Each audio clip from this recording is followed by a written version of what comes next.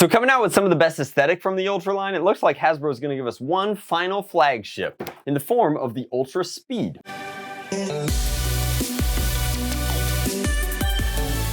Now, what do we know from the packaging alone? Well, first off, we've got this almost like alternator from Apex Legends style, like magazine storage. You've got the main mag, and then you've got this. It looks like we're gonna get a built-in foregrip, claiming the very exciting 7 darts per second, which is interesting because with only 2 12-round magazines included, which they're calling clips for some reason, that means that you're gonna be out of ammo in 3 seconds flat. That's pretty rough. Of course, it looks like we're still bragging about being the #1 blaster brand, despite having to quantify that 8 different ways in order to claim it. But hey, if you're gonna launch a premium product that doesn't deliver on that premium performance, then I guess you have to put it all over the place. We'll set some of that bias aside. If you've been watching my channel or following my Ultra reviews for a long time, I just really have a lot of issues, not even with the product itself at this point. They've dialed in the accuracy with better darts, and these are featured in there. They've just never ceased on this whole marketing hype train for a product that ultimately was super duper rushed. So exhausting though it might be, let's take an honest look at the inside of the blaster and give you a complete overview of its features, shall we?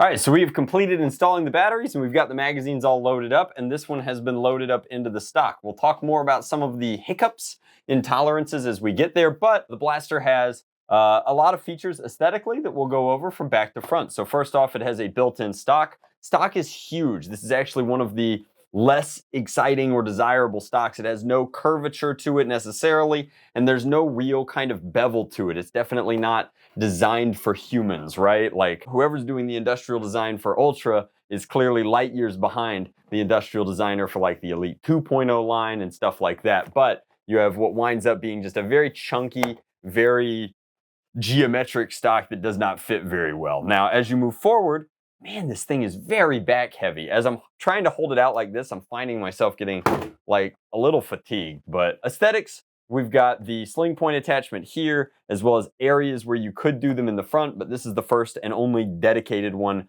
molded into the plastic. Then you've got a carry handle, which serves to balance out that weight a little bit better, and the carry handle, of course, doubles as an in-strike attachment rail up top. Then you've got an iron sight here, wrapping back down to the grip. You have an interesting grip. The thumb hole on the other side isn't that bad. The ergo of the blaster being kind of, like I said, almost alternator sized makes that an okay grip. However, criminally undersized trigger and rev trigger for this guy. I don't know why they keep releasing a premium product for an older audience and then shrinking the control suite as though they think that Ultra players are large humans with tiny hands. I have no idea where they would have gotten that idea. Moving forward, literally, we have the dedicated magwell down here.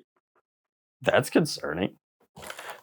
Dedicated magwell and its mag release, which is of course a lever action. The magazines in this at first glance look like they might even be proprietary, which would blow my mind. They can't possibly be proprietary, but you've got a built-in foregrip, no rail down here, no place for a laser or a light necessarily, unless you wanted to give it your optic slot up top. Then you've got the traditional triangle kind of muzzle device, which is, I think, one of the better aesthetic decisions that the Ultra line has made, along with the electroplated logo up front, which looks really good. Like, I like that they've gone away from the gold, which I found to be a little gaudy. In fact, as I move the light back and forth over it, the speed logo and the lines on this side make it look pretty fast, pretty sharp, pretty cool. A stark contrast to the other side of the blaster, which has no paint, the entirety of the warning labels and advertisements, and this monster orange slab here for the jam door, giving you a look at what is the most interesting jam door we've seen. As you can't actually get into the action. There seems to be some sort of sleeve or cover, or maybe it's just a dart guide, and that's helping them achieve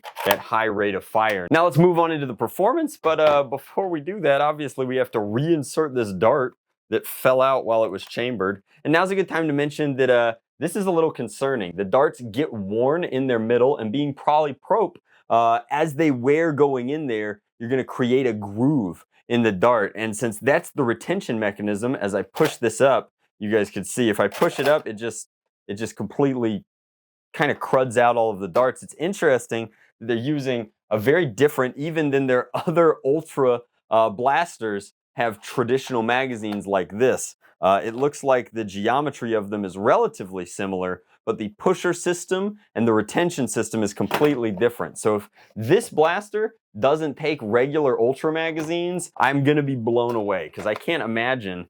There you go again. There's no real way to do this cleanly. If you hold this down, they fall out. So you kind of have to just push them through and accept that you're gonna wear that little groove into the center. And then again, if you happen to have a very worn out dart on top, it won't be able to retain that mechanism and it'll slip through and fall out, which is probably why there's a dedicated piece inside the blaster to keep that from happening inside under high rate of fire or just under any normal use condition. But, you know, I digress. I think that the ammo has a lot of flaws. However, some people have to be digging it or retailers wouldn't keep buying it. So let's go ahead and throw that in there, making very careful consideration to chamber in, and let's fire through a magazine. Again, it shouldn't take long at 7 darts a second, right? God, this stock is really rough. Let's hold it out in front. Takes about 2 seconds to get fully spooled up, and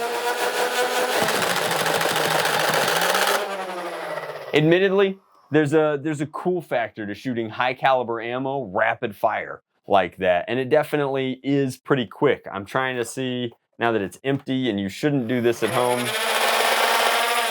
It looks like it is using some sort of either gear train or yoke style pusher mechanism to push in like that, not a conveyor belt, hence the cowl coming over. This is just another interesting tolerance thing. No matter how I put this magazine in here, it flops around, and its retention is not good. When running around, it could very easily fall out. So I would not recommend storing your second magazine in the back half, just because the retention tolerances are a little weird, and even with no pressure, it's a little floppy. Now, I thought maybe that's my fault. Maybe I'm putting it in backwards and it should go in with the rubber bumper thingies. Unlikely, but maybe the rubber bumper thingies go in first. And in that case, it doesn't hold in at all, and the dart just fell out. So that's definitely not the case. I have no idea how it's supposed to clip in to this system. Is there a specific mechanism? I'm trying to think. I really want to like some of these choices, but maybe this bumper here is the key. And I've just been putting it in wrong. No, that's not great either.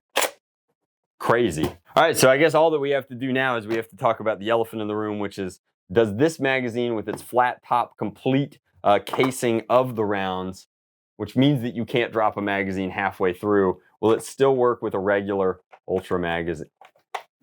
Is it not even going to let me insert it?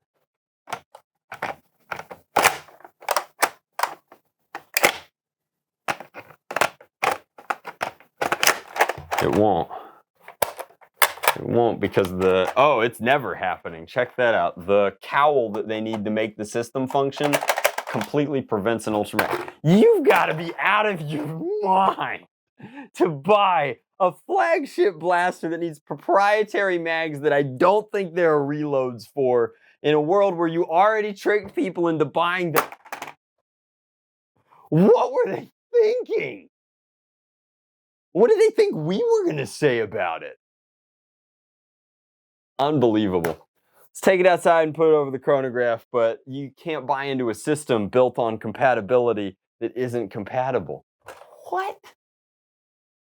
Alrighty guys, so we're out here with the Ultra Speed. I've taken a second, I've cooled off.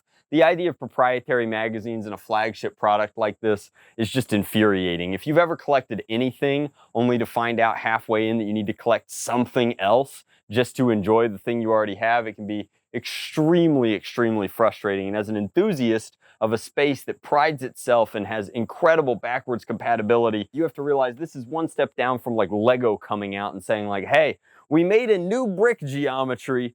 Don't worry about all those old bricks. It's not that big a deal. Jinx, how do you feel about it? Come on. I need you down here. Come on.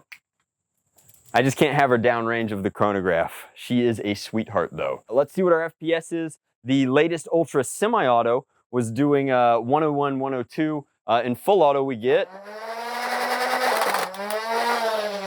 Could that possibly be correct?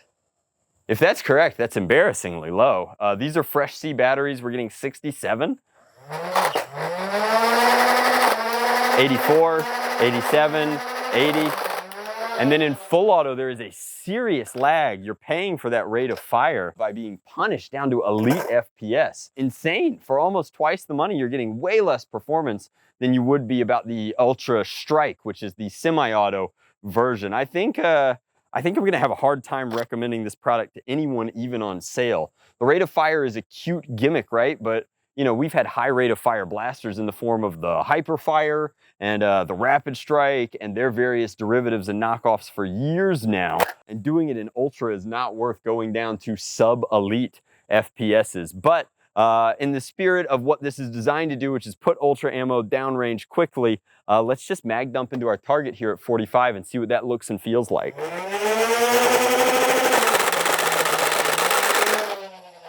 Wow.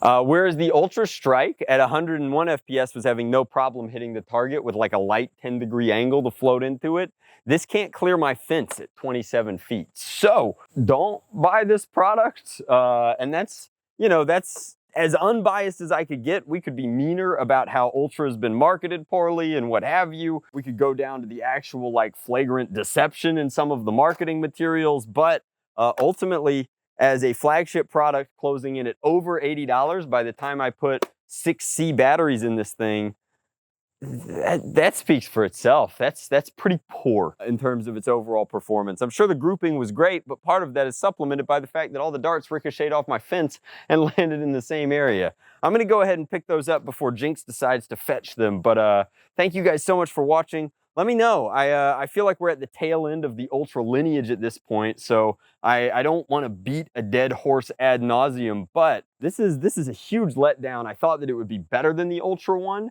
in a lot of ways because it was more expensive than the Ultra one. However, it seems like you're paying more money for less go-go, and that's never a good thing. Much love, Blast on, Drac out.